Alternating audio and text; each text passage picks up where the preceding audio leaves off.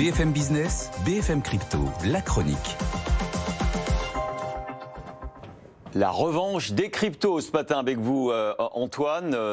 Regardez le cours des cryptos encore ce week-end. On va commencer par le Bitcoin. Incroyable, hein. Il retrace effectivement le gap de mai-juin de l'année dernière. On est allé taper les 28 000 ce week-end, plus 14% sur 5 jours. L'Ether se renforce, c'est un petit peu plus lent, mais on est bien au-delà des 1 700 $ maintenant.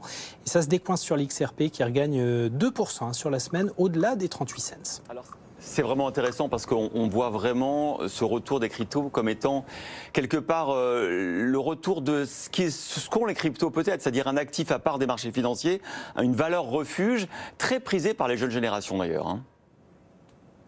Oui, on l'a dit la semaine dernière, quand il y a une crise de confiance, quand on est à la recherche de valeurs refuges, d'actifs un petit peu décorrélés, on se replie sur ce qui est le plus éloigné théoriquement des turbulences des marchés financiers, et notamment sur l'or, on l'a vu, qui fait route direction les 2 000 $ l'once maintenant, mais aussi sur les cryptos, aussi étonnant que ça puisse paraître. Regardez aux États-Unis, chiffre incroyable, depuis le début du mois et particulièrement sur les derniers jours, on voit une forte baisse des téléchargements d'applications bancaires en faveur notamment des applications crypto ou de portefeuilles crypto, plus 15% depuis le début du mois, alors que les applications des banques traditionnelles et même des banques 100% digitales ont subi un énorme contre-coup, alors notamment lors de la mise en quarantaine d'SVB, mouvement surtout sensible, vous l'avez dit, chez les jeunes investisseurs qui voient que le système bancaire traditionnel est capable de calancher, qu'il y a un risque de contagion, téléchargent des applis pour tokeniser leurs actifs et les garder en sécurité. Alors, poule qui fait l'œuf ou œuf qui a fait la poule, en tout cas c'est évidemment lié au cours des cryptos et particulièrement du Bitcoin sur la période.